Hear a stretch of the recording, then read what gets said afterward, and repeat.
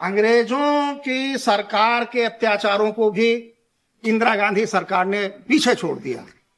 देखिए,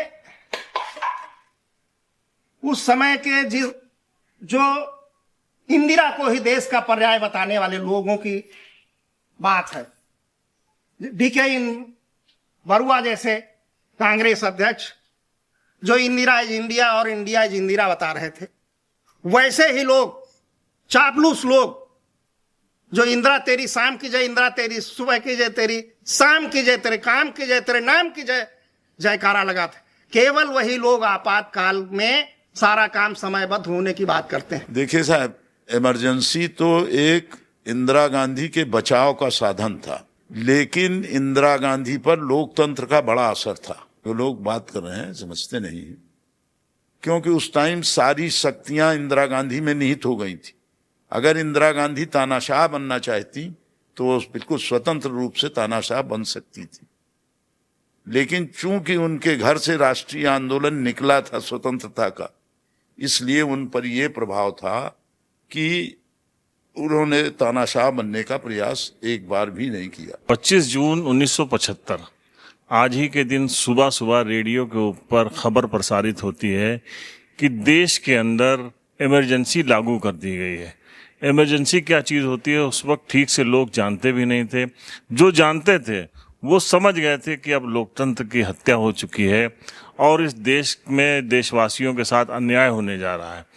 उस वक्त जो लोग जेपी आंदोलन में शामिल थे उनमें बाराबंकी से एक प्रमुख पंडित राजनाथ शर्मा जी भी थे और इनको गिरफ्तार किया गया था। पंडित जी, क्या माहौल उस वक्त हुआ था जब ये सूचना प्रसारित हुई, उसके बाद किस तरीके से लोगों को प्रताड़ित किया गया? देखिए, बाराबंकी का कलेक्टर भी नहीं जानता था कि इसमें क्या होना है। जुमेरात का दिन था, रात को 6 बजे के करीब भगवती सिंह जो पूर्व मंत्री थे वो आए लखनऊ के, और उन्होंने मुलाकात की और बताया कि देखिए, आप लोग जल्दी से जल्दी इत्तला करके जो लोग भी हैं इधर उधर चले जाइए। कोई नई सूचना जब आपको प्रसारित की जाएगी तो आप लोग एक किसी स्थान पर मिलिएगा। एक भारत नाम का डीएम का जमादार था। हम उधर से आ रहे थे भगवती सिंह को भेज के, ननकऊ बाबू के घर पर आए थे भगवती सिंह और फिर चले गए।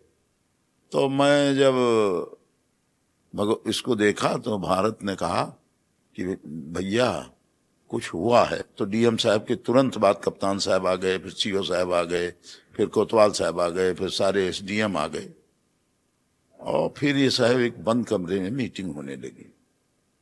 तो लगा कि भगवती सिंह की इत्तला ठीक थी और फौरन चले जाना चाहिए, क्योंकि उस दिन कोई अखबार नहीं निकला था। 26 तारीख को कोई अखबार नहीं निकला था। जो एक आधे पन्ने किसी ने छाप दिए थे अंतर्राष्ट्रीय न्यूज के, वो तो आ गए थे। साहब अब इधर यहाँ छापे घर पर पड़ने लगे, तो फिर घर वाले परेशान हो गए। तो फिर हम यहाँ से चले और ये जो पेट्रोल पंप है अग्रवाल वाला, इसके और गांधी आश्रम के बीच में अक्षयवर मिश्रा ने हमको गिरफ्तार किया। कई महीने लगभग जेल में रहे फिर आप? हम जो 14 जुलाई से 23 मार्च तक जब इमरजेंसी खत्म हुई तब तक जेल में थे। क्या माहौल रहा उस दौरान? कितनी छापेमारी होती थी? लोग कैसे बचने के लिए भागते थे? कैसे उनको पकड़ा जाता था? देखिए, उसमें एक तो पहले तो आपातकाल के सिलसिले में लोग डरे हुए थे, फिर जो नसबंदी का दौर चला वो और भयानक था। उसमें छोटे छोटे बच्चों की नसबंदियां कर दी गई, लोग कोटा पूरा करने के लिए। कोई बाजार में टहल रहा था, पागल था, उसको पकड़ के कर दी गई। मैं अजय सिंह उस समय जिला छात्र युवा संघर्ष समन्वय समिति का जिला संयोजक था, जो जयप्रकाश नारायण के आंदोलन को संचालित कर रहे थे। उत्तर प्रदेश में बाराबंकी जिले का आंदोलन में 5 प्रमुख जिलों में स्थान था। लिहाजा जब देश में 25/26 की रात को इमरजेंसी घोषित की गई और बड़े बड़े राजनेताओं के तत्काल गिरफ्तार कर लिए जाने की सूचना आकाशवाणी पर 26 को प्रसारित हुई, तो हम सब लोगों को एक बड़ा सदमा सा लगा कि ये क्या हो रहा है। परंतु तब भी यह परिकल्पना नहीं थी कि हम लोगों तक ये नंबर आएगा। परंतु 29 जून 75 को इस जिले में लोकतंत्र बचाओ आंदोलन, गरीबी हटाओ, भ्रष्टाचार मिटाओ का जो चल रहा था, उसी आंदोलन के क्रम में जो जिले के प्रमुख राजनेता थे उन सबको गिरफ्तार कर लिया गया। उनमें से एक मैं भी था सर्वप्रथम गिरफ्तार होने वालों में। आप ये समझिए 29 जून 75 से 5 जुलाई 75 के बीच इस जिले के 30 प्रोमिनेंट लीडर जो राजनीतिक थे, जिनमें छात्र युवा संघर्ष समन्वय समिति का जिला संयोजक होने के नाते मैं, जिला जनसंघर्ष समन्वय समिति के संयोजक होने नाते जयंती प्रसाद दीक्षित, भारतीय जनसंघ के गोपाल सिंह सेवक, जगदीश सिंह एडवोकेट और हैदरगढ़ के संगठन कांग्रेस के दादा हजारीलाल पांडे, सोशलिस्ट पार्टी के दादा सुंदरलाल दीक्षित और किंतूर के तत्कालीन नेता डॉक्टर मसूदुल हसन नोमानी, 30 लोग जो 5 जुलाई तक गिरफ्तार हुए थे, उन सबको ये बता करके कि आपके यहाँ रहने से अशांति हो सकती है और बवाल बढ़ सकता, लिहाजा आप लोगों का स्थानांतरण फैजाबाद मंडलीय कारागार किया जा रहा है और हम लोग फैजाबाद स्थानांतरित कर दिए गए। लगभग 6-7 महीने वहां रहने के बाद हम लोगों को फिर स्थानांतरित करके यहाँ ला गए। देश का वातावरण इन नेताओं की गिरफ्तारी के कारण और पुलिसिया अत्याचार, प्रशासनिक अत्याचार के कारण इतना भयाक्रांत माहौल था। उसमें नसबंदी एक बहुत बड़ा फैक्टर बना, प्रेस पर सेंसरशिप बहुत बड़ा फैक्टर बना, आपातकाल की घोषणा की जानकारी ही लोगों को 3 दिन के बाद हो पाई जब अखबार छपे। तो इंदिरा गांधी ने सत्ता के मोह में और गलत तरीके से प्रधानमंत्री की कुर्सी पर काबिज रहने के लिए देश में आपातकाल की घोषणा की। अच्छा, प्रमुख यहाँ के जो नेता थे बाराबंकी के जिला के जो सियासी नेता है, उनमें भाई सियासी नेताओं की बात मत कीजिए, मैं कहूंगा थोड़ा सा खराब लगेगा। जो बड़े बड़े राजनेता थे उन्होंने माफी मांग ली, पंडित बेनी प्रसाद वर्मा ने माफी मांग ली, जंग बहादुर वर्मा ने माफी मांग ली और अनेक पंडित मैं इसलिए कहता हूं कि उनका कार्य व्यवहार ऐसा था, राजनीतिक कुशलता और आदि तमाम चीजें हैं। मैं उनके लिए हमेशा इसी शब्द का प्रयोग करता रहा हूं, इसलिए मैं तो हमारे जैसे लोग तो बंद हो गए और राजनाथ शर्मा जी जैसे लोग छिप गए, घर में भूमिगत हो गए। इधर उधर राजनाथ शर्मा जी की गिरफ्तारी 17 जुलाई को होती। इस जिले में इस लोकनायक जयप्रकाश नारायण के नेतृत्व में जो आंदोलन चला, उस आंदोलन में 627 लोगों ने गिरफ्तारी दी। उनमें से 466 लोग वह थे जो जय गुरुदेव धर्म प्रचारक संस्था के अनुयायी थे, क्योंकि उनके गुरु को बंद कर दिया गया था, उनकी रिहाई के लिए वो आंदोलन कर रहे थे।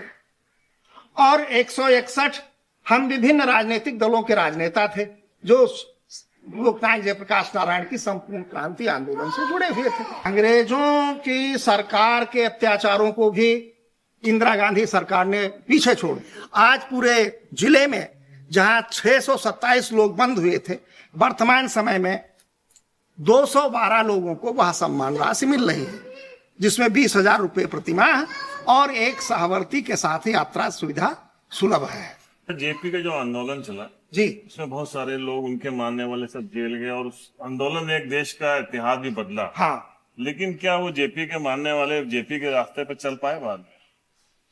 यही देश का दुर्भाग्य। तो उसमें 3 दिन राजनारायण जी हम लोगों के साथ रहे। तीसरे दिन साहब ये हुआ कि राजनारायण जी की सुप्रीम कोर्ट से तलबी आ गई। वहाँ नेताजी से, मतलब राजनारायण जी से नहीं, अटल जी से बहुत अच्छी मुलाकात रही।